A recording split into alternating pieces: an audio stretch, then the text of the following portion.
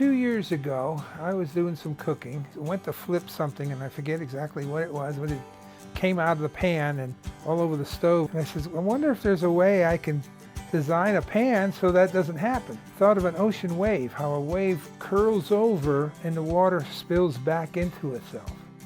If you look at the profile of the pan, it starts off flat. You have a large radius, and then that radius decreases until it goes into a curl.